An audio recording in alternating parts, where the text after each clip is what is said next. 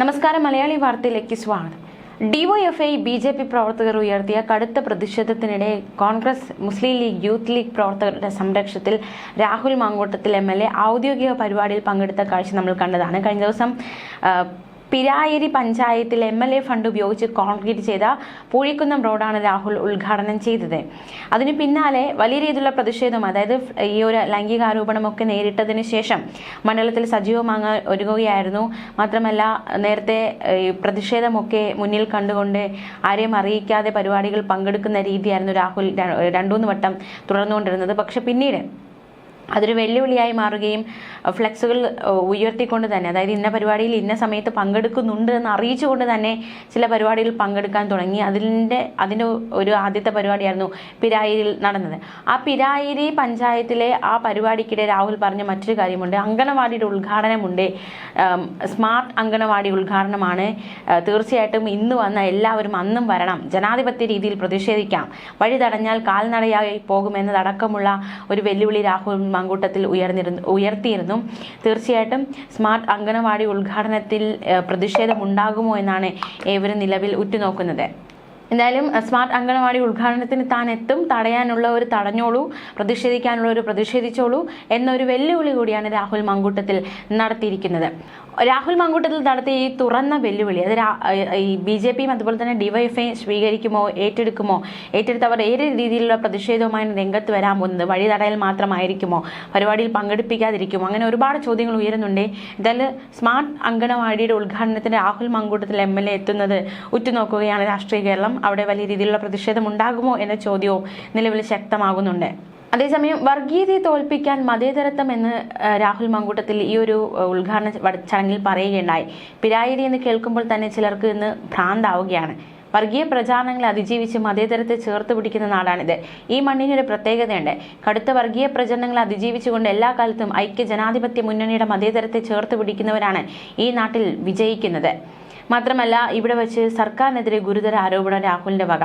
പാലക്കാട് എം.എൽ.എയോട് സംസ്ഥാന സർക്കാർ വിവേചനം കാണിക്കുന്നുവെന്ന ഗുരുതര ആരോപണം രാഹുൽ ഉന്നയിച്ചു. 139 എം.എൽ.എമാർക്ക് നൽകുന്ന ഫണ്ട് ഇവിടെ തരാറില്ല. നവകേരള സദസ്സിന്റെ ഫണ്ട് വിതരണത്തിൽ കേരളത്തിലെ എല്ലാ എം.എൽ.എമാർക്കും കുറഞ്ഞത് 7 കോടി രൂപ വീതം നൽകിയപ്പോൾ പാലക്കാടിന് എം.എൽ.എക്ക് മാത്രം ആകെ 5 കോടി രൂപയാണ് നൽകിയതെന്നും രാഹുൽ ആരോപിച്ചിരുന്നു.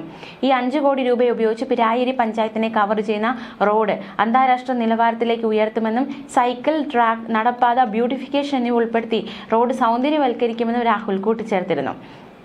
എന്തായാലും ലൈംഗികാരോപണം ഉയർന്ന ശേഷം രാഹുൽ പാലക്കാട്ട് പങ്കെടുക്കുന്ന ഔദ്യോഗിക പരിപാടികളുടെ എണ്ണം വർദ്ധിച്ചുകൊണ്ടിരിക്കുകയാണ്. ഇനിയും മണ്ഡലത്തിൽ ഒരു എം.എൽ.എ. എന്ന രീതിയിൽ സജീവമാകാൻ തന്നെയാണ് രാഹുലിനെ നീക്കമെന്ന് മനസ്സിലാക്കാൻ സാധിക്കുന്നുണ്ട്. എം.എൽ.എ. എന്ന രീതിയിൽ പ്രവർത്തിക്കാൻ അനുവദിക്കില്ല എന്ന് വെല്ലുവിളിച്ചവരുടെ നടുവിൽ കൂടി തന്നെയാണ് എം.എൽ.എ. പരിപാടിയിൽ നേരിട്ട് അറിയിച്ചു തന്നെ പങ്കെടുക്കാൻ രാഹുൽ മാങ്കൂട്ടത്തിൽ എത്തുന്നത് എന്നതും ഏറ്റവും ശ്രദ്ധേയമായി മാറുകയാണ്. എം.എൽ.എ. തടയില്ലെന്ന് CPM സംസ്ഥാന സെക്രട്ടറി M.V. ഗോവിന്ദൻ പറഞ്ഞെങ്കിലും പാലക്കാട് മണ്ഡലത്തിൽ ഔദ്യോഗിക പരിപാടിയിൽ പങ്കെടുത്താൽ തടയുമെന്ന് ഡിവൈഎഫ്ഐ പ്രഖ്യാപിച്ചിരുന്നു. ഇതിനിടെ മുൻകൂട്ടി അറിയിക്കാതെ കഴിഞ്ഞയാഴ്ച പുതിയ പാലക്കാട് ബംഗളൂരു KSRTC ബസിന്റെ ഫ്ളാഗ് ഓഫ് എം.എൽ.എ. നിർവഹിച്ചിരുന്നു.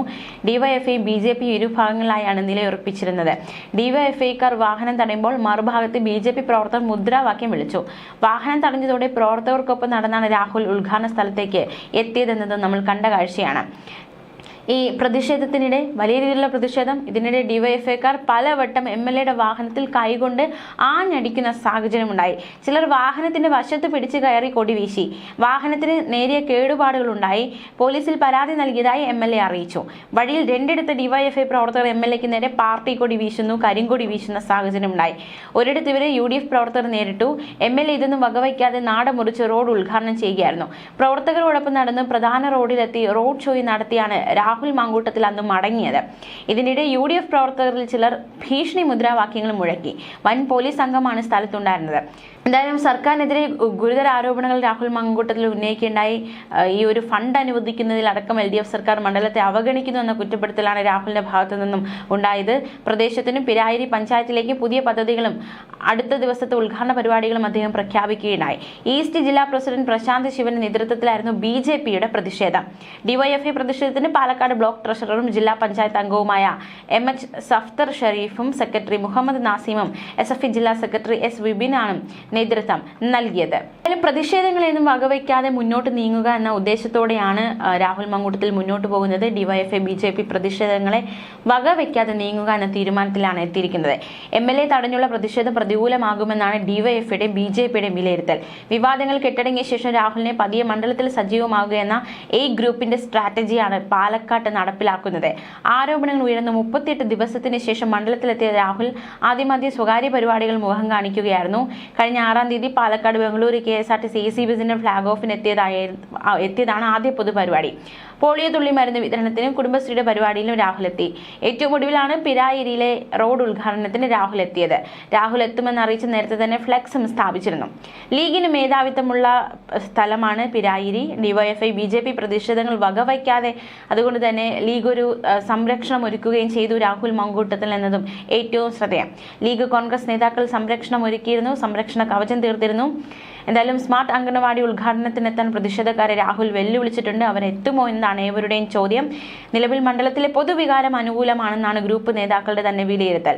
പാർട്ടി ഔദ്യോഗികമായി പിന്തുണയ്ക്കുന്നില്ലെന്ന് പ്രഖ്യാപിച്ചിട്ടുണ്ടെങ്കിലും A ഗ്രൂപ്പിൽപ്പെട്ടവരും അല്ലാത്തവരും പരസ്യമായി രാഹുലിനെ പിന്തുണച്ച് രംഗത്തുണ്ട്.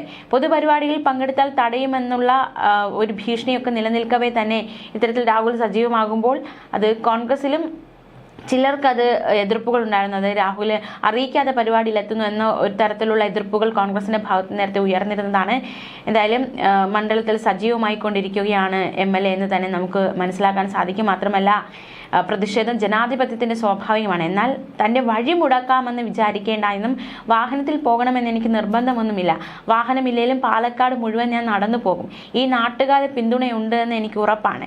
ജനങ്ങൾ ഏറ്റവും ബുദ്ധിമുട്ടുന്നത് ആരോഗ്യ പ്രശ്നങ്ങൾ കൊണ്ടാണ്. ചികിത്സാ പിഴവ് മൂലം ഒരു കുഞ്ഞിന്റെ കൈ അറുത്ത് മുറിച്ചു മാറ്റുന്ന തരത്തിലേക്ക് ആരോഗ്യ മേഖലയിൽ വീഴ്ചയുണ്ടായി.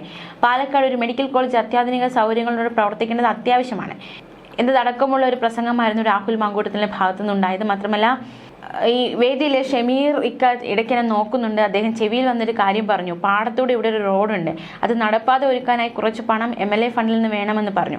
ഷമീർക്കയുടെ ആവശ്യം ഈ നാടിൻ്റെതാണ്. 10 ലക്ഷം രൂപ ആ റോഡിനായി ചെലവഴിക്കുമെന്ന് ഞാൻ പ്രഖ്യാപിക്കുന്നുവെന്നും രാഹുൽ മാങ്കൂട്ടത്തിൽ ആ വേദിയിൽ വെച്ച് പ്രഖ്യാപിച്ചിരുന്നു, പ്രസംഗത്തിലൂടെ പറഞ്ഞിരുന്നു. എന്നാൽ ഇനി ഏവരും ഉറ്റുനോക്കുന്നത് അങ്കണവാടി ഉദ്ഘാടന വേദിയിലേക്കാണ്. അവിടെ എന്ത് സംഭവിക്കുമെന്നാണ് രാഷ്ട്രീയ കേരളം ഉറ്റുനോക്കുന്നത്. ന്യൂസ് ഡെസ്ക് മലയാളി വാർത്ത.